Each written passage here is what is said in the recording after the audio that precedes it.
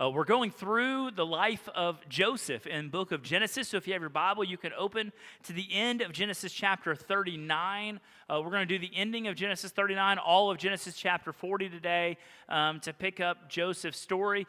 To get you where we are with Joseph, Joseph was the favored child of Jacob. He had 12 sons. Joseph was his favorite, so much so that everyone knew he was his favorite. He gave him a special coat, let him not do all the hard work.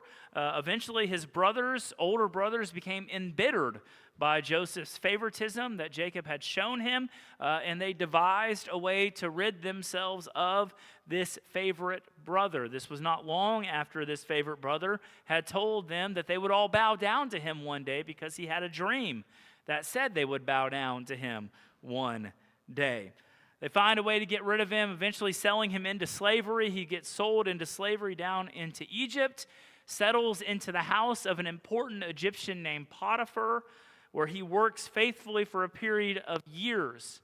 At some point, Potiphar's wife takes an interest in Joseph, tries to have a relationship with him that was inappropriate. Joseph says no, no, no, but she says yes, yes, yes. She continues to hound him day after day after day. One day, she gets him alone in a room, says, "Now is the time." He says no. She grabs onto his coat, and he runs out of his coat. She's left holding it in her hand, a scorned woman, and calls the household together, says, "This man tried to rape me. He tried to attack me, and I have his coat as proof." The master of the house sees that Joseph is thrown in prison, and that is where we pick him up. Joseph, who has not done anything to deserve to be in prison. Joseph, that should not be a slave in Egypt, but should be a favored son back in the area where Jacob was, should be living a relatively good life, has found himself slowly walking deeper and deeper and deeper, right? Favored son, life handed to him, slave, prisoner. And Joseph's story continues to follow this downward spiral. But no matter where Joseph is, Joseph remains faithful to the Lord. Pick up with me in Genesis chapter 39, starting in verse 21. This is what the Bible says. It says, "But the Lord was with Joseph, and he showed him steadfast love and gave him favor in the sight of the keeper of the prisoner. And the keeper of the prison put Joseph in charge of all the prisoners who were in prison.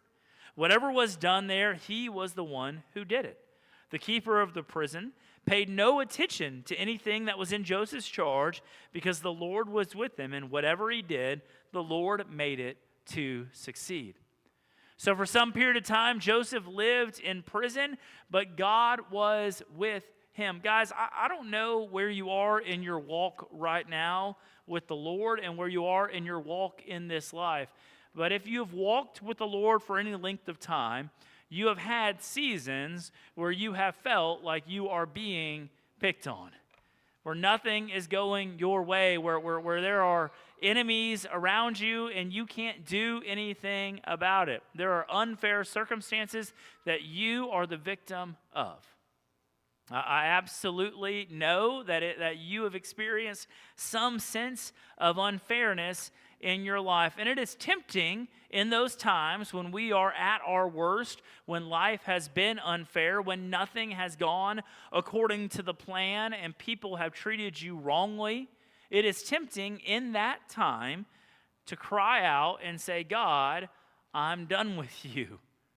I've been faithful. I've gone to church. I've done all the things that I'm supposed to do. The guy up there standing behind the piece of wood with the leather book in his hands, I listen to him every Sunday. I do as, and now look where I am. I've kept my end of the deal. Why haven't you?" Right? And we become somewhat transactional in our faith. We say, "God, I've done this. You should be there for me." And that is a natural tendency to do when we feel mistreated, when we feel like we've been wronged and we feel like we've been faithful in the midst of everything. We look up and we say, "God, where are you?" This guy's getting the promotion. This person's getting treated favorably. All these good things are happening, but what about me? You forgot me. I want you to know that no matter where you are, you haven't truly been forgotten by the Lord. You may feel a great distance between you and God. I don't disagree with that. There have been seasons in my life where I have felt a distance between me and the Lord. Right? I have felt like I alone, like Elijah after the Mount Carmel experience. He calls down fire from heaven, God answers, and then he's running for his life from the king and the queen. He sits underneath the tree, wishes to die, and he says, Lord, it's just me. I alone am faithful, no one else. And sometimes we get that way. We catastrophize things, right? It's just me. And when you feel that way, I want you to know it's never just you. Right? There's always someone else walking a path similar, and even if we can't find them, the Lord is still near in our sorrows. We see this in Joseph's story. He says, in the depths of prison, for a crime he didn't commit, in a country he shouldn't be in. And verse 21 says, the Lord was with Joseph. God's with him. Even in the prison, when things aren't where they should be, he's with him. And he shows steadfast love for Joseph, so much so that Joseph receives the same sort of rights and privileges that he had received in Potiphar's house, the master's house. He begins to receive in the prison. The prison warden, the innkeeper, or the prison keeper, not an innkeeper, the prison keeper, looks around and says, man, everything you do seems to work out. I'm going to let you be in charge of pretty much everything that goes on here. Now, Joseph wasn't given the freedom to leave the prison. He was, after all, a prisoner. I grew up right next to a prison. I don't know if y'all know this. There's a Texas Department of Corrections thing right outside of my neighborhood. If I go across the street of my childhood house, go through that backyard and jump the fence, I'm now on prison property. It was a prison ranch, prison farm out there, the Jester unit, if you've sent anybody out there, Brian, before. So, yeah, and I remember early in my days, as a young kid, I'd be going out and you'd see the prisoners in their jumpsuits doing whatever work they were doing out on the farm out there, and there would be a guy on a horseback also in a jumpsuit, on a horse, in a jumpsuit. And I asked my parents whenever I became aware of this, I said, that guy's a prisoner, right? And my mom and my dad said, yes, he's a prisoner. And I'm like, why would they give him a horse? Because, like, I would think you're giving them the means to escape, right? A horse, 200 years ago was like prime transportation, right? That's like A-plus transportation back in the day.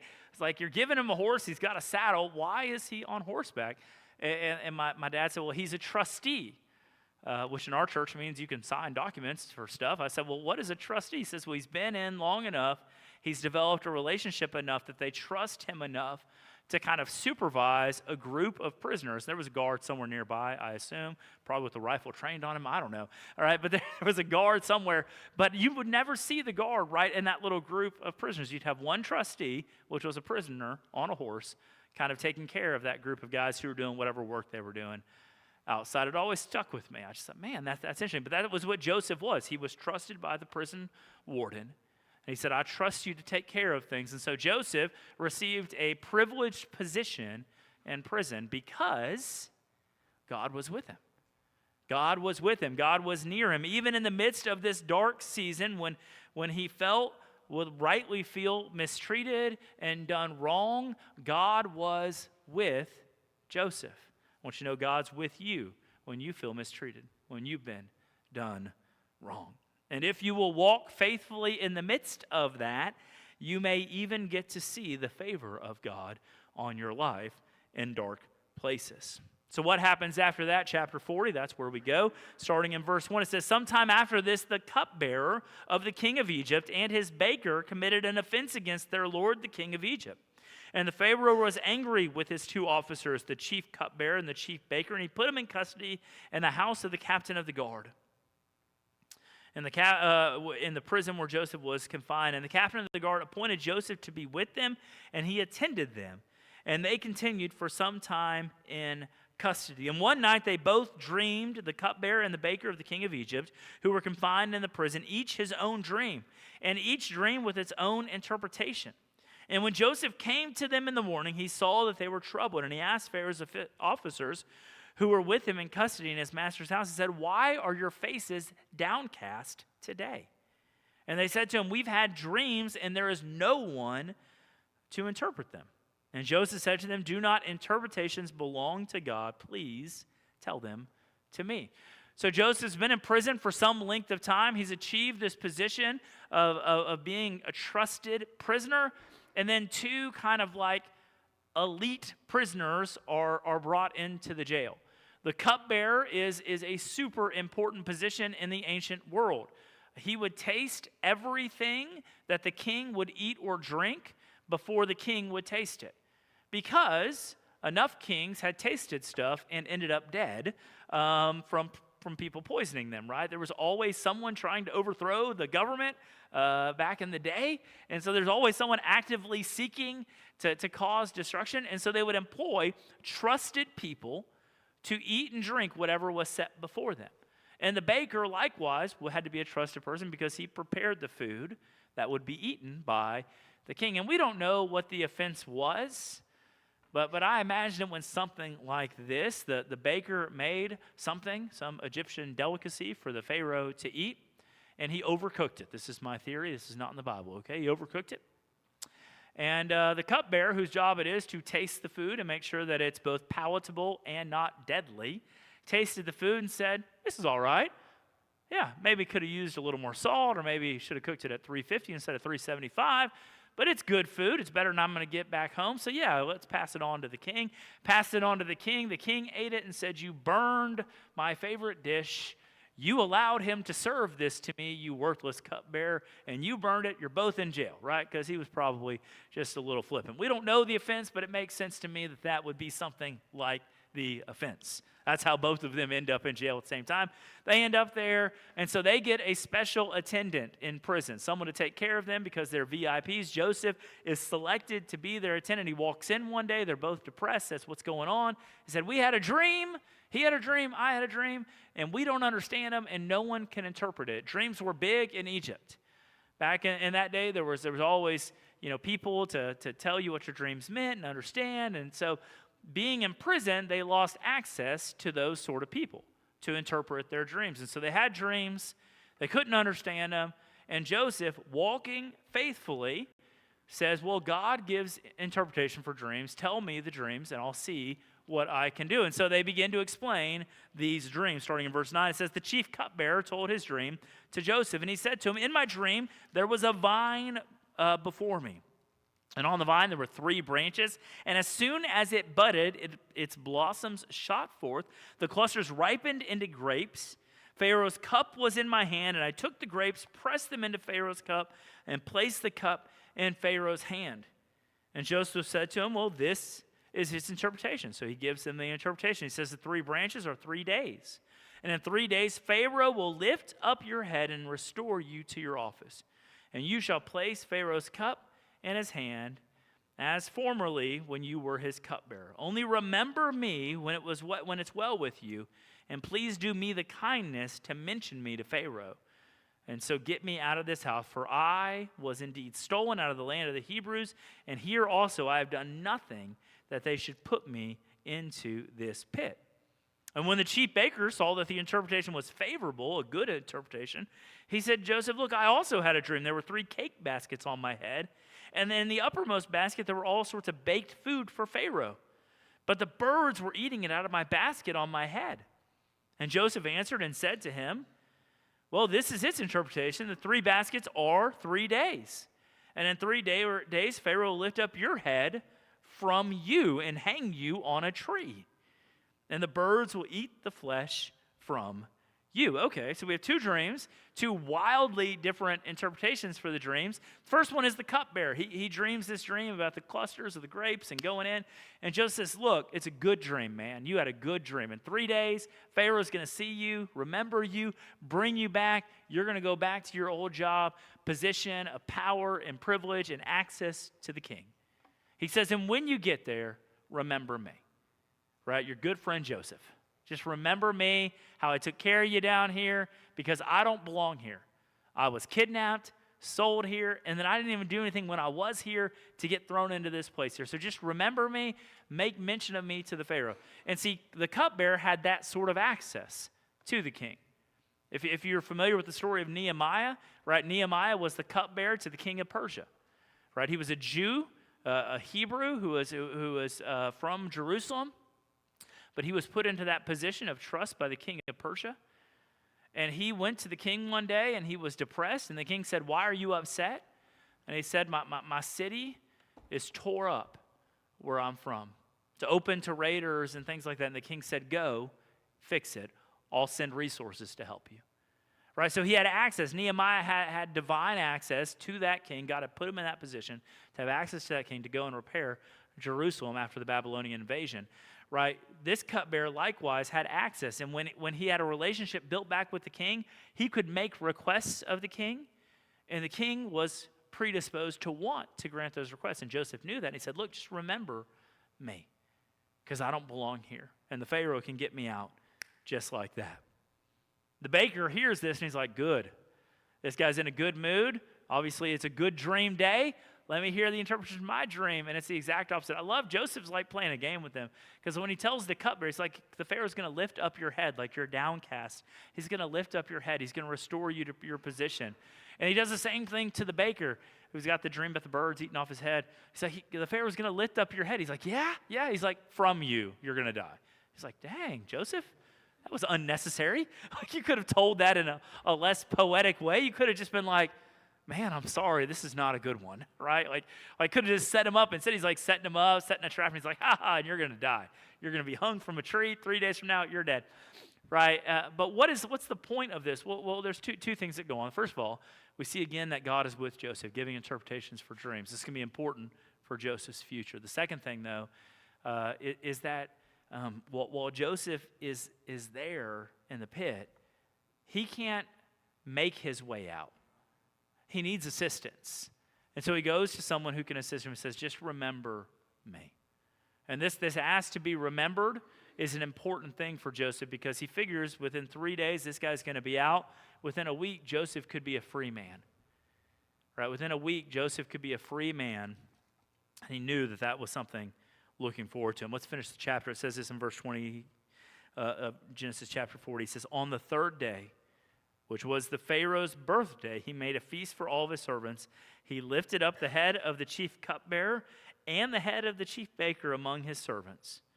He restored the chief cupbearer to his position. He placed the cup in the Pharaoh's hand, but he hanged the chief baker, as Joseph had interpreted to them.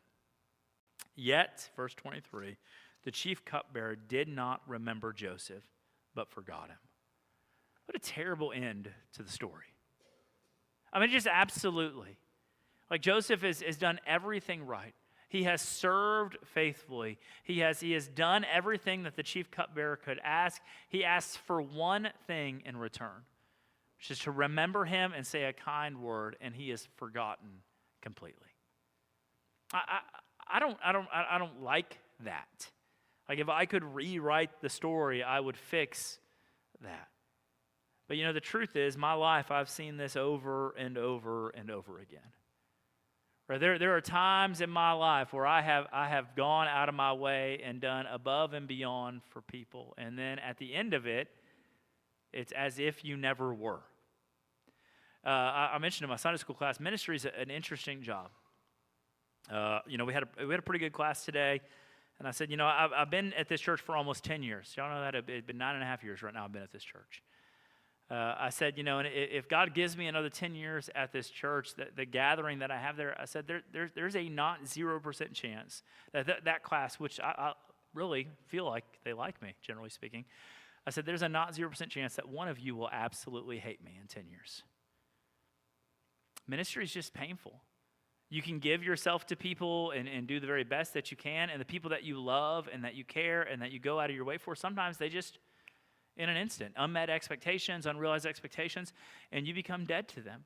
I became introduced to this as a student minister, my very first student ministry, a young man. I did everything with him, went to ball games with him, over and above.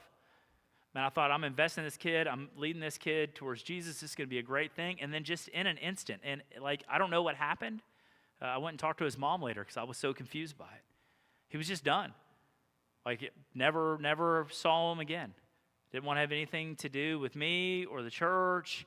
It was nothing like massive. It wasn't like we had a fight or something like that. Like, he just turned on me. I don't think I changed. I probably did some, but like, it was just our relationship just in an instant. And we experience this in our lives. I know I experienced this on a ministry side, but y'all experience this in your life. People that you've loved, you've invested in, you've cared for, that you've walked with for a long time, and then all of a sudden, that person who was a close friend, a confidant, someone near to you, like, they're just gone. And you don't understand it. You don't know what did I do? How do I fix this? Those questions when you lay in bed at night and you try to rethink, how could I have had this conversation better? How could I have fixed this? What could I have done differently? Right? And we grieve those loss of relationships. We grieve the damage that's done in those relationships. Guys, I don't like that story. I wouldn't write that story for you, but it's real. We all go through it, and that's what Joseph did. He spent some period of time with this cupbearer, investing in him, building a friendship with him, and he said, look, just don't forget about me. And immediately, like, the very first thing is, like, he placed the cup in his hand, and then he forgot Joseph. Like, it's immediately, Joseph who? I don't remember anyone named Joseph. Like, that relationship was just for his benefit for that season, and now that he's got what he needed out of it, it's gone. And guys, we live sometimes in that forgotten middle part of our story. And that period can go for a long time. You can live feeling abandoned by peers, by friends, the wounds that we experience most deeply inside of our families. Husbands wounding wives, wives wounding husbands, children, parents, extending wounds on both directions, parents to grown kids.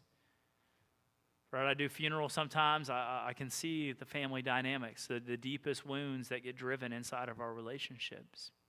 Siblings, siblings. It's hard. Right, and those relationships can be damaged, and we can walk in the middle of this brokenness for what seems like forever. Just want to give you a little bit of encouragement. If you're in the middle of that season right now, I want you to know that God sees you. And in it, so far as it relies on you, go and reconcile yourself to those that you have broken relationships with. And you may not be able to fix it. Right? There are people who will not take my call. See my name on caller ID? Nope. That's an easy one to ignore. That I understand. But insofar as it relies on you, seek reconciliation. And maybe the Lord will bring back reconciliation. I've seen beautiful things happen not at the funeral, but right before the funeral. Families coming back together that haven't spoken in decades.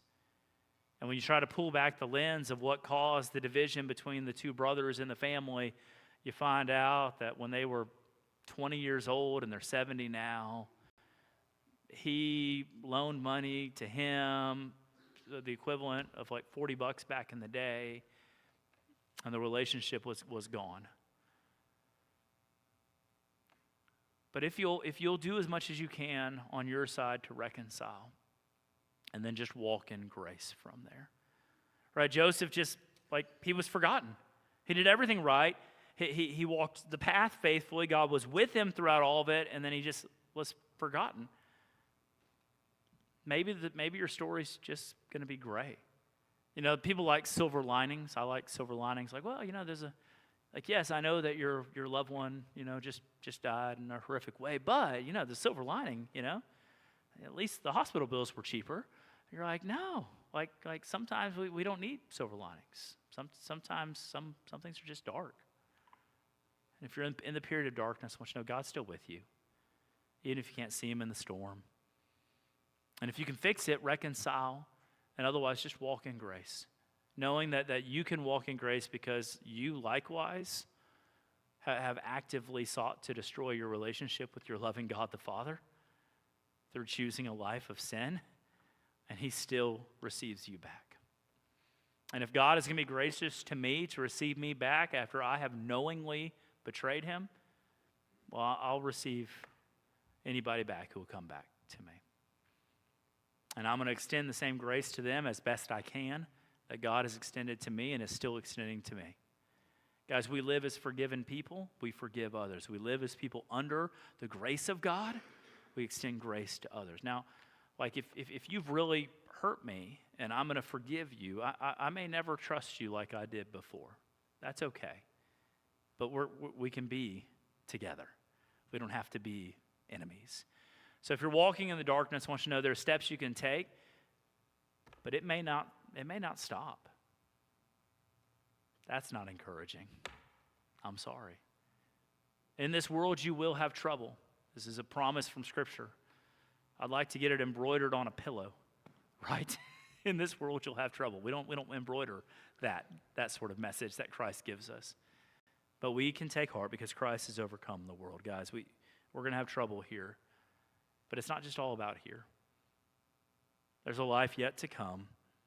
And while I want reconciliation here, while I want peace in my relationships here, while I want to walk in grace and forgiveness here, I know that there's another life yet to come.